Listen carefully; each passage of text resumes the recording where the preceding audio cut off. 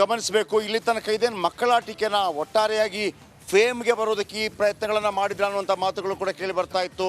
ಮತ್ತೊಂದು ಕಡೆ 2001ರಲ್ಲಿ ನಡೆದಂಥ ಘಟನಾವಳಿಗಳಿಗೆ ಮತ್ತು ಈಗಿನ ಘಟನಾವಳಿಗಳಿಗೆ ಹೋಲಿಕೆ ಸಲ್ಲ, ಇದು ಬೇರೆಯೇ ಅದು ಬೇರೆಯೇ ಅಂತ ಹೇಳಲಾಗ್ತಾ ಇದೆ. ಬಟ್ ಅಲ್ಲ, ಇದು ಒಂದು ರೀತಿಯಲ್ಲಿ ಟೆರರ್ ಪ್ಲಾಟ್. ಎಲ್ಲರೂ ಕೂಡ 6 ರಾಜ್ಯಗಳ 11 ಪ್ರದೇಶಗಳಲ್ಲಿ ಒಬ್ಬರನ್ನೊಬ್ಬರು ಬೇರೆ ಬೇರೆ ರೀತಿಯಲ್ಲಿ ಸಂಪರ್ಕವನ್ನು ಮಾಡಿ ಒಂದುಗೂಡಿ NGO ಮುಖಾಂತರ, ನೆನಪಿಡಿ NGO ಮುಖಾಂತರ ಇವರು ಹೇಗೆ ಅಂತಂದರೆ ಯಾವ ರೀತಿ ಕೆಲಸ ಮಾಡ್ತಾರೆ ಅಂತಂದರೆ, ಇದಕ್ಕೆ ಕಂಪ್ಲೀಟಾಗಿ ಲಲಿತ್ ಝಾ ಏನಿದ್ದಾನೆ ಆತ ರೂವಾರಿ.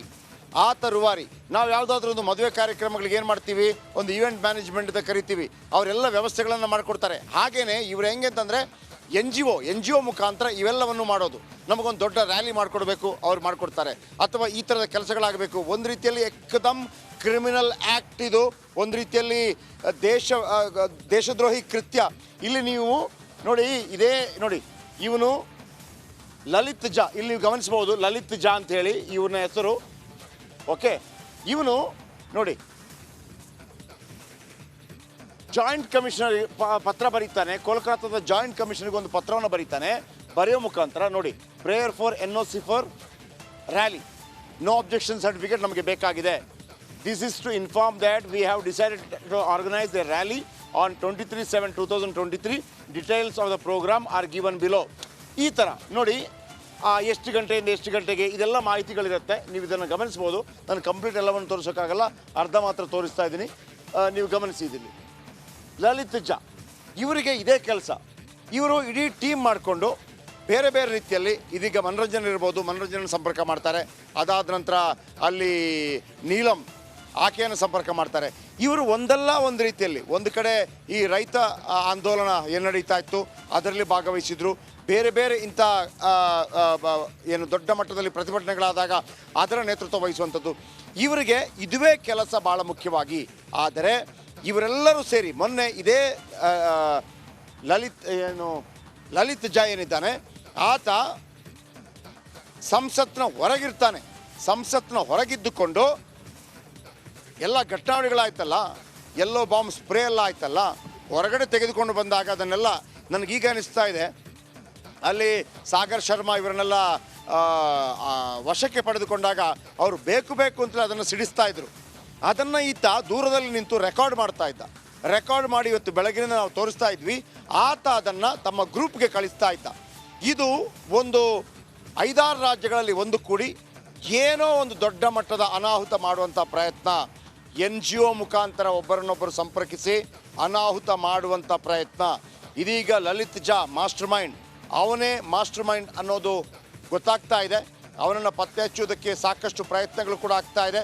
ಅವನು NOC ಫಾರ್ ರ್ಯಾಲಿ ಜಾಯಿಂಟ್ ಕಮಿಷನ್ಗೆ ಈಗ ಲಲಿತ್ ಝಾ ಏನಿದ್ದಾನೆ, ಬೆಳಗ್ಗಿನಿಂದ ಕೂಡ ನಾವು ಪಾಯಿಂಟ್ ಔಟ್ ಮಾಡಿ ತೋರಿಸುವಂತ ಕೆಲಸವನ್ನ ಮಾಡ್ತಾ ಇದ್ದೀವಿ.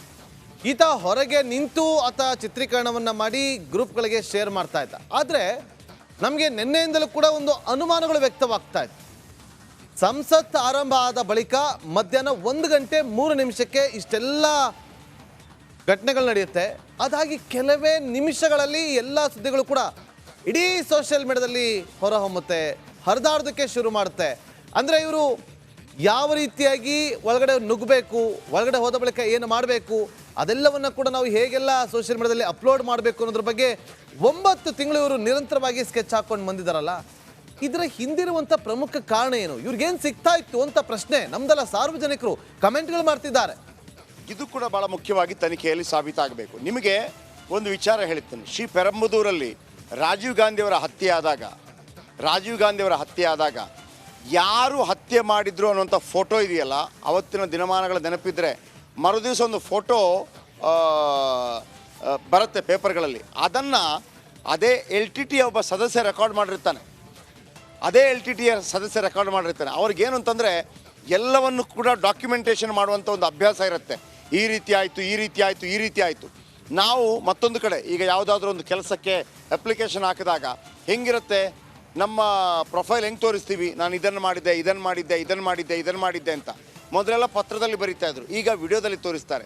ಪೆರಂಬದೂರದಲ್ಲಿ ರಾಜೀವ್ ಗಾಂಧಿಯವರ ಹತ್ಯೆ ಆದಂಥ ಸಂದರ್ಭದಲ್ಲಿ ಅಲ್ಲಿ ಆ ಒಕ್ಕಣ್ಣ ಅಂತ ಒಬ್ಬ ಇದ್ದ, ಆತನು ಸತ್ತೋಗ್ತಾನೆ. ಆಮೇಲೆ ಶುಭ ಇಂಥವರೆಲ್ಲ ಇದ್ದರು ಆ ಹತ್ಯೆ ಮಾಡಿದಂಥ ಸಂದರ್ಭದಲ್ಲಿ ಅವ್ರದ್ದು ಫೋಟೋ ಅವನೇ ತೆಗೆದಿರ್ತಾನೆ. ಅದೇ ರೀತಿ ಇವರು ಕೂಡ ಯಾವ ರೀತಿ ಸ್ಕೆಚ್ ಆಗ್ತಾರೆ, ಇವ್ರಿಗೆ ಇದೇ ಕೆಲಸ. ಇದು ಒಂದು ದೇಶದ್ರೋಹಿ ಕೃತ್ಯ. ಆಮೇಲೆ ಇವರೆಲ್ಲರೂ ಕೂಡ ನಾವಿಲ್ಲಿ ನೋಡ್ತಾ ಇದ್ದೀವಲ್ವಾ, ನೋಡಿ ಇವರು ಈಕೆ ನೀಲಂ 42 ವರ್ಷ.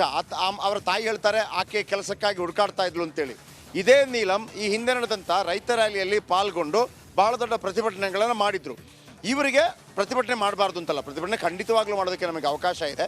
ಅವರಿಗೆ ನ್ಯಾಯವನ್ನು ಪಡೆಯೋದಕ್ಕೆ ಹತ್ತಾರು ಅವಕಾಶಗಳಿದೆ. ಆದರೆ ಈ ಥರ ಒಂದು ರೀತಿಯಲ್ಲಿ ಸ್ಕೆಚ್ ಹಾಕೋ ಮುಖಾಂತರ, ಒಂದು ರೀತಿಯಲ್ಲಿ NGOಗಳನ್ನು ಬಳಸ್ಕೊಳ್ಳೋ ಮುಖಾಂತರ, ಬೇರೆ ಬೇರೆ ರಾಜ್ಯದ ಬೇರೆ ಬೇರೆ ಹುಡುಗರನ್ನು ಜೊತೆಗೆ ಕರ್ಕೊಂಡು ಹೋಗೋ ಮುಖಾಂತರ ದೊಡ್ಡ ಷಡ್ಯಂತ್ರವನ್ನು ಮಾಡ್ತಾ ಇದ್ದಾರೆ.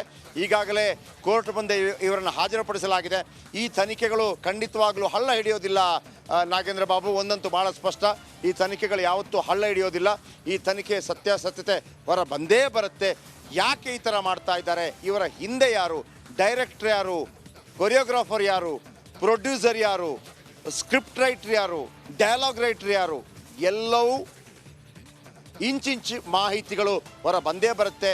ನಾವು ಕೂಡ ರಿಪಬ್ಲಿಕನ್ನ ಪದೇ ಪದೇ ಹೇಳ್ತಾ ಇರ್ತೀವಿ, ದೇಶ ಮೊದಲು. ಇಲ್ಲಿ ಪಕ್ಷ ಮತ್ತೊಂದು ಮಗದೊಂದು ಯಾವುದೂ ಅಲ್ಲ, ದೇಶ ಇದ್ದರೆ ಮಾತ್ರ ಪಕ್ಷ. ಸೊ ಹಾಗಾಗಿ ಲಲಿತ್ ಜಾನಂತ್ ಅವರಿರಲಿ ಮತ್ತೊಬ್ಬರಿರಲಿ, ಅವರ ಬಂಡವಾಳವನ್ನು ಬಯಲಿಗೆಳೆಯೋದೇ ನಮ್ಮ ಉದ್ದೇಶ.